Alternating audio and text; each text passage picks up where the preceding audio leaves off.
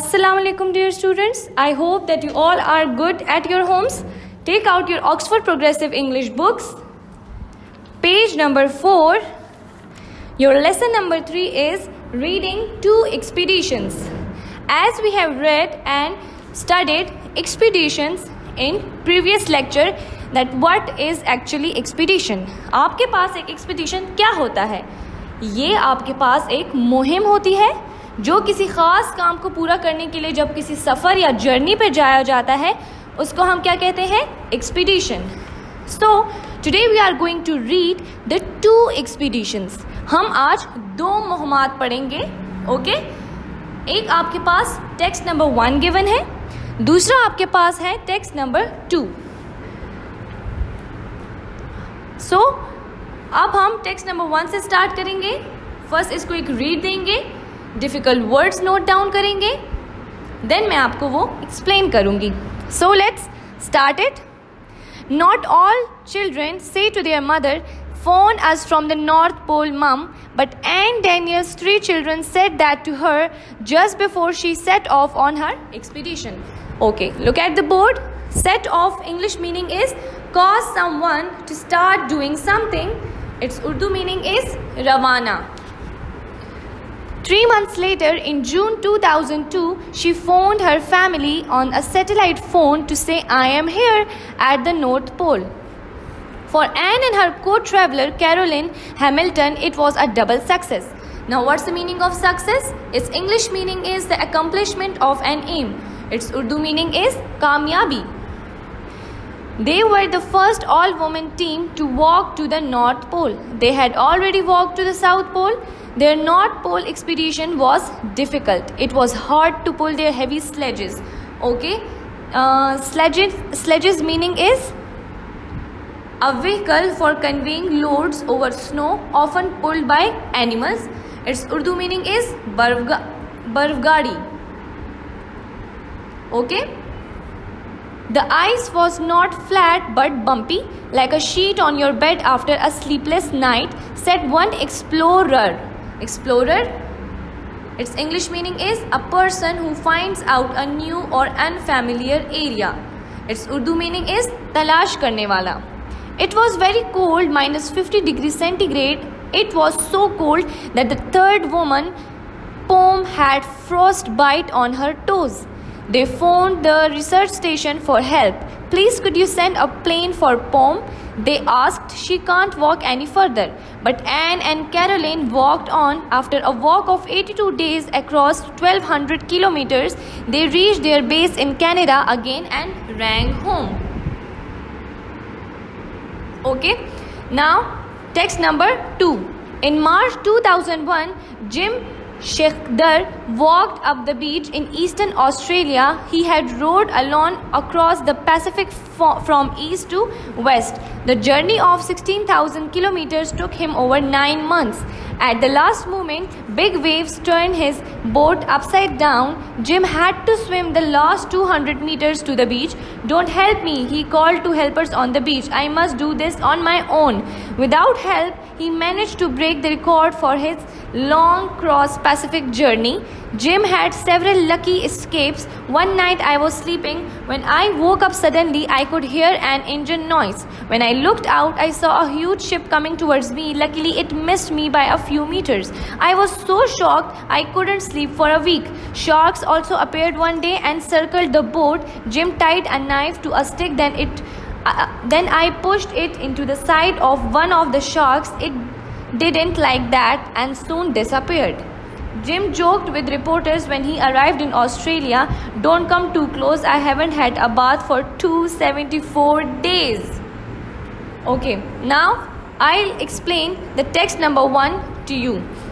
Not all children say to their mother, phone us from the North Pole, Mum, but Anne Daniel's 3 children said that to her just before she set off on her expedition. ये जो N Daniels का नाम आपने सुना है, Ann Daniel, she is the mother of 3 childrens. ये 3 बच्चों की माँ है. एन डैनियल जा रही है एक एक्सपीडिशन, एक मुहिम पर. इसके बच्चे उसको कहते हैं मदर. जब आप पहुंच जाए north pole, phone us from there. Okay, Ann Daniel जा रहे हैं एक्सपीडिशन पे, इसके बच्चे उसको क्या कह रहे हैं कि जब आप पहुंच जाए अपने नॉर्थ पोल पर, आप जब पहुंच जाए तो आपने हमें कॉल करके इन्फॉर्म करना है that you have reached the north pole. Okay, जब वो अपनी एक्सपीडिशन पे निकल रही थी, जब वो अपने घर से सेट ऑफ हो रही थी, लीव कर रही थी, तो इसके बच्चे उसको ये कह रहे थे कि you have to call us from the north pole. All right, now 3 months later in June 2002 she phoned her family on a satellite phone to say I am here at the North Pole। कहते हैं 3 महीनों के बाद, 3 months later, after 3 months later, जून के 2002 साल 2002 के जून के महीने में इसकी जो मदर है, जो एन डैनियल है, इसने अपनी फैमिली को फ़ोन किया। किसके थ्रू? सैटेलाइट फ़ोन के थ्रू इनको फ़ोन किया गया, क्योंकि वहाँ तो आम जो हमारे सेल फोन्स होते हैं उधर वो नहीं यूज़ कर सकते, क्योंकि वो बहुत ज़्यादा टॉप पे होता है नॉर्थ पोल, वहाँ सिग्नल्स नहीं होते। वहाँ सैटेलाइट फ़ोन के थ्रू इन्होंने अपनी फैमिली के साथ बात की और क्या कहा कि आई एम हेयर, मैं इधर पहुँच गई हूँ at the north pole, north pole पे मैं पहुँच चुकी हूँ। For an and her co-traveller Caroline Hamilton it was a double success. ये कहती हैं कि इनके साथ एक को ट्रैवलर थी, इनकी जो एक साथी थी एन डैनियल के साथ, एक दूसरी जो इनके साथी का नाम था वो क्या था? Caroline Hamilton. ये दोनों गए थे नॉर्थ पोल पर जाने के लिए। ये जो कैरोलिन हैमिल्टन थी ये इनकी को ट्रैवलर थी, इनकी साथी थी, तो इनके लिए और कैरोलिन के लिए ये एक डबल सक्सेस थी, डबल कामयाबी थी, क्योंकि ये दोनों फर्स्ट वुमेन का एक टीम था जो नॉर्थ पोल पर गई थी। They were the first all women team to walk to the north pole. फिर है they had already walk to the south pole. ये ऑलरेडी साउथ पोल पर जा चुकी थी, जो बिल्कुल बिलो होता है, नॉर्थ सबसे टॉप पे होता है, साउथ सबसे नीचे होता है। ये ऑलरेडी उधर जा चुकी थी, अब ये लोग नॉर्थ पोल पर भी चली गई थी। Their north pole expedition was difficult. इनका जो नॉर्थ पोल का एक्सपीडिशन था वो as compare to south pole difficult था, बहुत ज़्यादा मुश्किल था, बहुत ज़्यादा टफ था। क्यों? Let's read it. It was hard to pull there heavy sledges, क्योंकि इनके लिए बहुत ज़्यादा मुश्किल थी। इनके जो स्लेजेस थे जिन पर इन्होंने अपना ज़रूरी सामान, अपना खुराक, अपना जो इम्पोर्टेंट सामान था वो रखा हुआ था, तो जो जिसके ऊपर वो जो रखा हुआ था, जो कि बर्फ़ की गाड़ी थी, जो कि वो स्लेज थी, उसको घसीटना, पुल करना बहुत मुश्किल था, इनके लिए बहुत ज़्यादा टफ था ये काम। The ice was not flat but bumpy. कहते हैं कि आइस जो थी, जब राह हमवार होती है तो आप उसके ऊपर ईजिली चल सकते हैं। जब वो बम्पी होती है, नॉन स्मूथ होती है, अनइवन होती है, जैसे कि रोड पर स्पीड ब्रेकर्स बने होते हैं तो उस पर चलना मुश्किल होता है, राइट। तो वहाँ बिल्कुल जो आइस थी, जो कि बर्फ़ थी, वो फ्लैट नहीं थी, बम्पी थी, तो इसलिए भी इनके लिए चलना बहुत ज़्यादा मुश्किल था।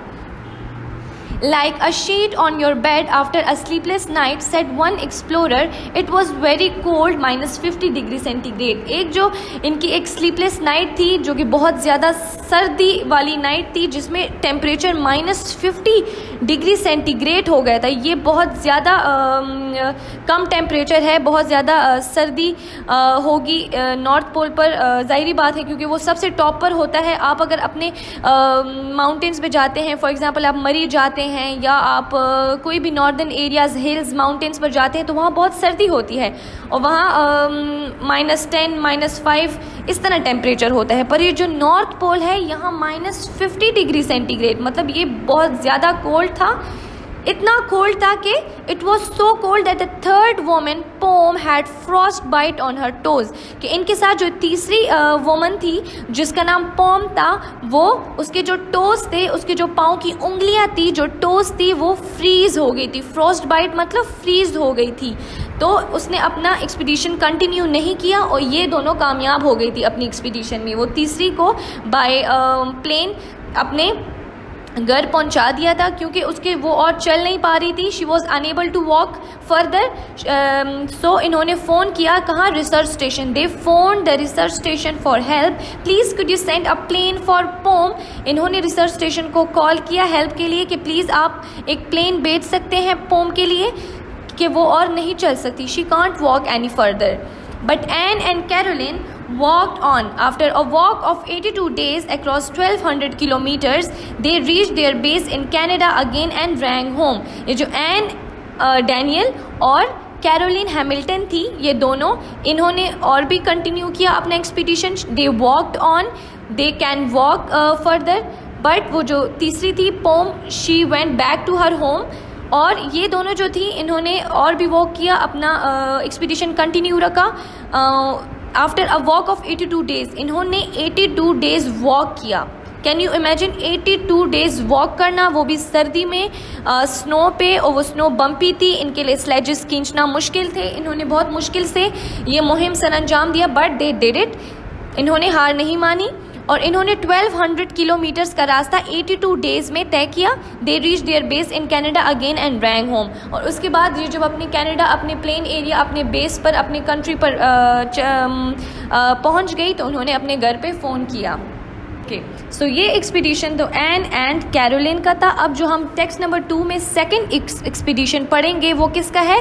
जिम शेखदार. अब ये जो जिम शेखदार है, इसने ये जैसे कि एन के साथ कैरोलिन थी, ये जिम शेखदार बिल्कुल all alone, he was all alone, ये बिल्कुल अकेले था. इसने अपना ये एक्सपीडिशन अकेले कंप्लीट किया था. सो let's start this one. In March 2001, Jim Sheikhdar walked up the beach in eastern Australia. He had rowed alone across the Pacific from east to west. ये जो जिम शेखदार है, इसने ईस्टर्न ऑस्ट्रेलिया से अपना expedition start किया था. And he had road alone. ये जो ट्रैवल इसने अलोन किया था पैसिफिक ओशन में, पैसिफिक ओशन के ईस्ट से लेके, मशरिक से लेके वेस्ट तक, मगरिब तक इसने अपनी जर्नी कंप्लीट की थी. The journey of 16,000 kilometers took him over 9 months. ये 16,000 किलोमीटर्स की जो जर्नी थी इसने अपने बोट में की थी, बोट पर की थी. कितने मंथ्स में? 9 मंथ्स में. All right. अब ये जो बोट है ये आखिर तक इसके साथ थी कि नहीं थी, ये हम आगे पढ़ेंगे. At the last moment big waves turned his boat upside down.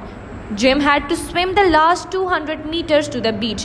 16,000 kilometres में इसने ऑलमोस्ट ऑल द एरिया उसने कवर कर लिया था अपने बोट पर आखिरी के कुछ मोमेंट्स में, एट द लास्ट मोमेंट्स, जो बड़े बड़े पानी के वेव्स होते हैं जो बहुत ज़्यादा तेज़ी से आ रहे होते हैं, उसने इसकी जो बोट थी उसको पलट दिया.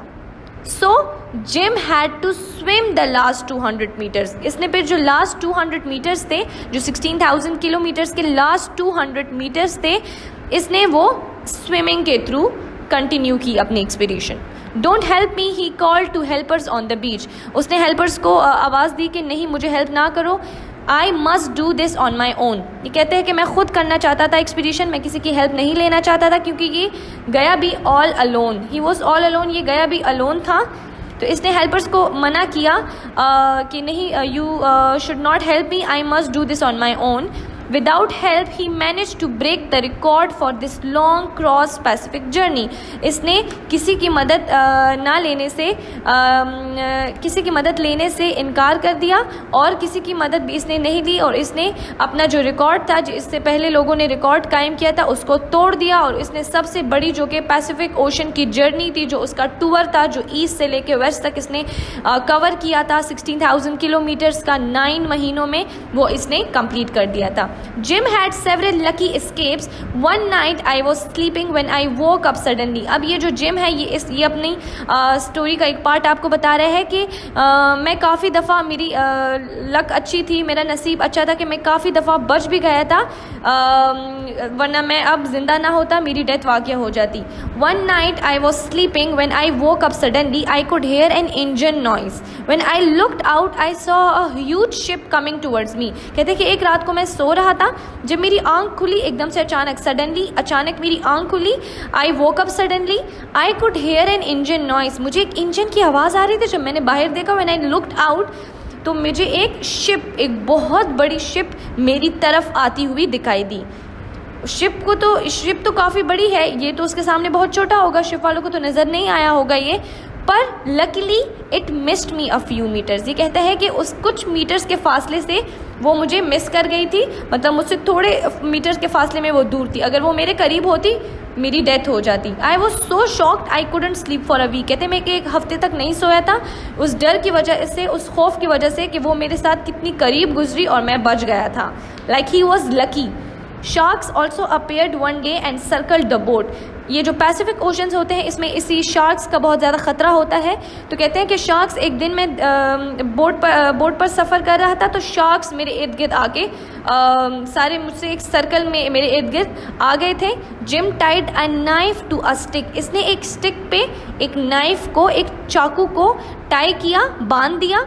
Then I pushed it into the side of one of the sharks, और मैंने एक शार्क्स को, जो एक शार्क था उसको मैंने डराने के लिए उसके इस तरह नज़दीक कर लिया, वो स्टिक उसके ऊपर जिसके ऊपर चुरी थी। It didn't like that and soon disappeared, उन शार्क्स को ये पसंद नहीं आया, मतलब वो भी डर गए थे कि हमें मारने वाला है, इसके पास चाकू है, और वो डिसअपीयर्ड हो गए थे, गायब हो गए थे।